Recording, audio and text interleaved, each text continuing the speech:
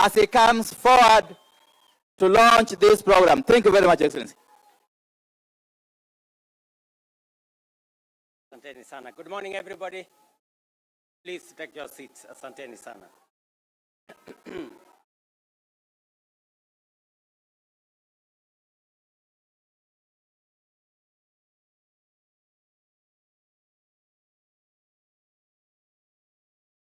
Asanteni sana. Thank you.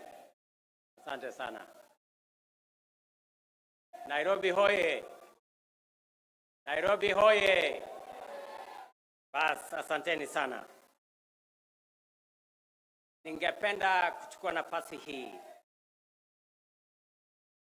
kwa niaba ya serikali ya Kenya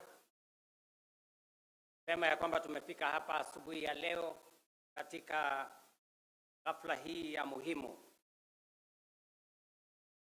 ya mambo ya umeme katika taifa letu la Kenya. Let me make this World Bank Country Director, distinguished guests, ladies and gentlemen. It is a great pleasure for me to join you today for this milestone event, one that brings us a definitive step closer to fulfilling a fundamental promise to the people of Kenya, achieving universal health coverage by the year 2030. Today, we sign contracts worth 11.6 billion to extend electricity to communities that have remained on the fringes of development. As you're aware, 70% or thereabout is in the asal parts of our republic. And for a very long time, they have been left behind because of the expansiveness of that region and because of other difficulties of communication, connectivity, and other challenges that have bedeviled that corner of Kenya for a very long time. The government of Kenya designed this COSAP program as an affirmative action program to take care of the people of the 14 counties that forms the northern part of Kenya. The 14 contracts signed today will establish 113 mini-grids, bring electricity to counties of Turkana, Marsabit, Samburu, Isiolo, Mandera, Wajir, Garissa, Tana River, Lamu, Kilifi, Kwale, and Narok. This marks a significant step and expansion of Kenya's growing energy revolution. Additionally, 6 contracts will be signed to ensure that 343 public health facilities, schools, and administrative offices are connected to electricity through standalone solar systems at a cost of 438 million. A further 316 solar water pumps, 4 boreholes worth 1.6 billion are in the final stages of procurement, ensuring that electricity not only lights homes, but also powers essential services for communities across Kenya. Today's event is more than just a contract signing.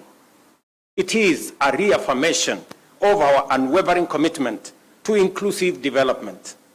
It sends a clear message that no Kenyan, regardless of location or background, will be left behind in our nation's march to progress.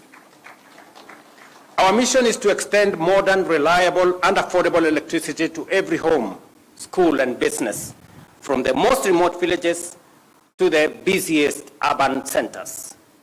This is the foundation of our development agenda, firmly anchored on Vision 20, the bottom-up economic transformation agenda, ensuring that every citizen has access to opportunity, access to progress, and dignity. Kenya has made remarkable strides in electrification, increasing access from 29% in 2013 to 75% today. positioning us among the leading nations in sub-Saharan Africa. However, this progress has not been uniform. While electrification has advanced in urban centers and along major transport corridors, vast rural areas remain in darkness. For communities far from the national grid, solar power offers the most practical, cost-effective, and immediate solution. That is why the government of Kenya, in partnership with the World Bank, is implementing the Kenya Off-Grid Solar Access Project, commonly known as COSAP. This initiative is about more than just power. It is about transformation. With electricity in health facilities, vaccines and essential medicines will be safely stored, ensuring life-saving treatment reaches all that need it. With electricity in schools, our children will benefit from longer study hours, better learning environment, and greater opportunities to excel. With power in homes and businesses, we will unlock new economic opportunities, support small and micro enterprises, and create jobs, turning villages into hubs of commerce and innovation. Distinguished guests, through the last mile connectivity program under the Kenya Power, 1.2 million customers have already been connected in the last 2 years, with another 460,000 set to benefit by 2026. Through REDEC, we have connected 63,000 out of 93,000 identified public facilities, including 22,900 public primary schools. This work continues with 1,071 public facilities projected to be completed in 2023-2024 financial year, and another 1,450 currently underway in the financial year 2024-2025. Beyond expanding access, we remain committed to achieving a 100% clean energy grid by 2030. Diesel-powered stations are being hybridized and with solar PV systems, and plans are underway to install an additional 8 megawatts of solar power in Wajir County. In Lodwar, we are taking a bold and decisive step to shut down the diesel power plant operated by Kenya Power and extending national grid to Lodwar by next year. I am looking for that proud moment to switch off the diesel power plant in Lodwar for the first time. This includes constructing a 100-kilometer of 66 kilowatt power lines and a substation, at a cost of 900 million. These projects are clear statements of intent. We are reducing our dependence on costly and polluting diesel power, cutting energy costs, and reinforcing our climate commitments while enhancing access to our communities, to our villages, and to our towns.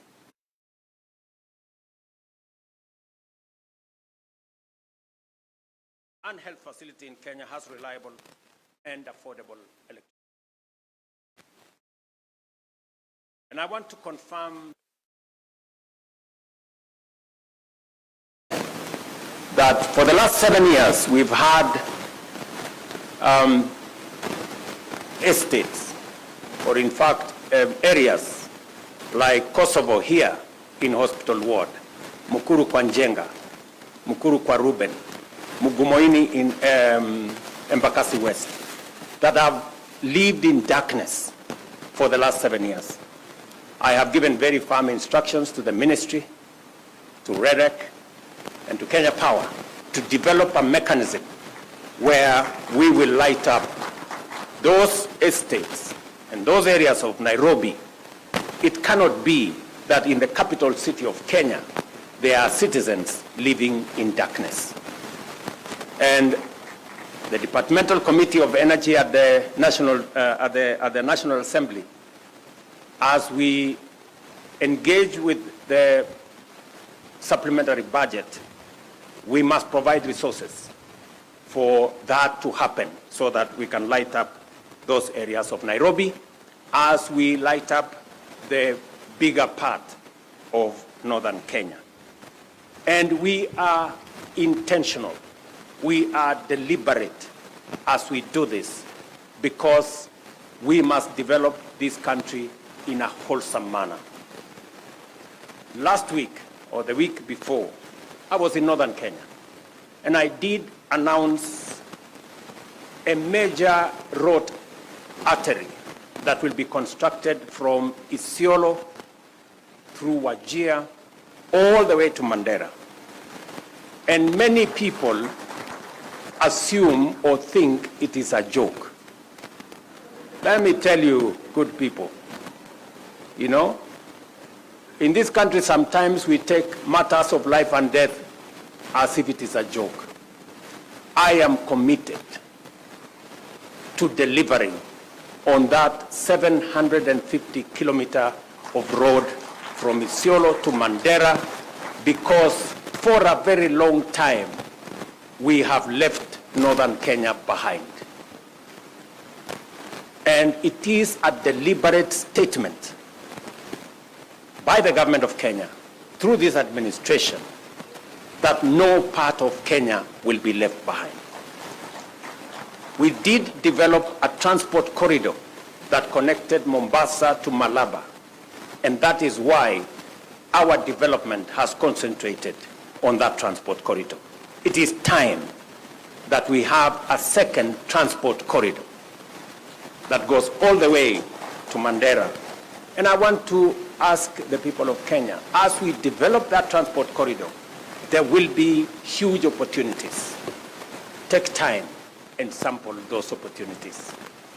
Find your way and develop. As that piece of infrastructure is being developed, and I want to confirm here that there are already 7 contractors on the ground to make sure that that road is done. And we will continue in developing this country equitably. Every part of Kenya is as important as the other part of Kenya. It is also the same reason that the government of Kenya provided an extra 1 billion shillings for especially informal settlements in Nairobi to develop schools. Because here in Nairobi we have had instances where we have many children who have no access to education because where they live there are no public schools. And we will continue to sample the opportunities, look out for the people who are vulnerable, look out for those who are left behind, and carry them along so that we can move together as a nation. So apart from the electrification program that we have all the other programs that are running. Our housing program is on course, and I want to assure the people of Hospital Ward here in Kosovo and all the other areas. Your member of parliament has been on my case so many times, but I want to assure them and to assure your people, Mheshimiwa, that this morning there was an inspection by the leadership of the Kenya Police. We are going to provide land to develop our affordable housing program so that the people who gave way on the Nairobi River can be given the first priority as we develop our affordable housing program. Shortly, maybe in the next coming weeks, I will be launching the program on the Nairobi River that will see the development of Nairobi River afresh, and that we will never again have a smelly river in the middle of Nairobi. We will have a modern transport corridor and a proper piece of infrastructure around the Nairobi River. Again, it is because we must do the things we must do to change our country, irrespective of all the other things and all the other considerations that ordinarily inform decisions that have political ramifications. To the contractors, signing this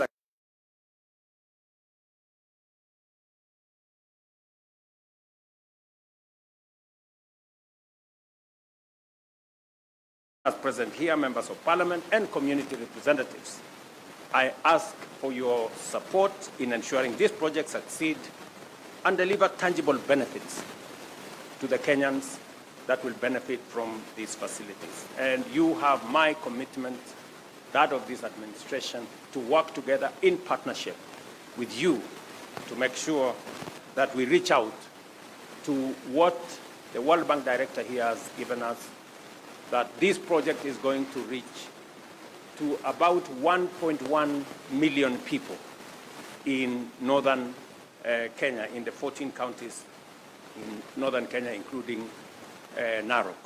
So as we build this synergy, I want to ask us, as the people of Kenya, to be united as we focus on the development of our country. Elections are a one-day affair. Development is an everyday affair. And we must focus our energy on making sure that we close ranks in matters to do with the progress of our nation. And we ensure that we leave no one behind, and we engage everyone along the way as we build a nation, as we work on our development, as we work on our progress, as we work on creating jobs and having a nation that we can all be proud of. So let me encourage all of us as we conclude this event that I am looking forward to working with all the leaders, especially on the subjects that are important to the development of our country and that affect the people of the Republic of Kenya, because that is our calling, that is our responsibility, that is our assignment. Thank you very much to all of you leaders who have come to this event and all the other stakeholders who have come to participate in this event. I look forward to working with you. Asanteni sana. Tafadhali tunaweza keti chini kidogo. So viongozi wa Nairobi wameniuliza ya kwamba kuna sehemu ziko na matatizo ya umeme, vile nimesema hapa. Tayari tushakubaliana mpango ambayo tutakuwa nayo. Watu wa REREC, watu wa Kenya Power chini ya uongozi wa wizara watapanga haya maneno, na tumeambia kamati ya bunge wakati tunatengeneza budget ya supplementary next week tuhakikisha ya kwamba kutakuwa na pesa ambayo itasaidia kuanzisha hiyo program. Tumekubaliana vile vile wakati tunatengeneza Kenya kwa ujumla. Kila sehemu ya Kenya ni ya muhimu. Leo tunazungumzia stima Northern Kenya, mahali kwa muda mrefu wamebaki nyuma na wamebaki kwa giza. Pia tunazungumzia wale wako katikati yetu hapa Nairobi. Kuna sehemu ya Nairobi pia vile kuna giza kule Northern Kenya, pia kuna giza hapa Nairobi katikati. Na tumesema pia hawa watu wa Nairobi wanaoishi hapa Kosovo, Mugumoine kule Embakasi West, wale wanaoishi Mukuru kwa Njenga, Mukuru kwa Ruben na sehemu zingine za Nairobi ambazo bado ziko na giza, pia tutawashughulikia ndio tuweze kuhamasisha Wakenya wote na tuweze kutembea kwa pamoja. Mimi vile vile nataka sote kama viongozi, wananchi, tuungane na tushirikiane katika harakati ya kusukuma mambo ya maendeleo. Hapa Nairobi, wananchi wengi, asilimia kubwa ya Nairobi wanaishi katika sehemu ambazo hazina barabara, haina maji, haina stima, na ndio sababu program yetu ya affordable housing tunaitumia kuisukuma. Na mimi niko na imani ya kwamba kwa ushirika wa wananchi na viongozi wa hapa Nairobi na Kenya mzima tutaweza kutekeleza mpango huo kwa manufaa ya vijana wetu watakaopata ajira katika sehemu hizo, kwa faida ya wananchi ambao wanatafuta makao, na vile vile kuhakikisha kwamba tunaishi katika mazingira na mji ambao uko na mpango, uko na taratibu, na tunaendelea mbele sisi zote kwa pamoja. Asanteni sana, na mimi nawatakia heri. Asante. Tumpongeze rais kwa makofi tafadhali. Kwa hivyo naomba tafadhali wale ambao tunalete meza tulete kwa haraka ili tuweze kuwekwa kwa sahihi kwa kandarasi. Let's take our seats please. We'll now progress to the signing of the contracts.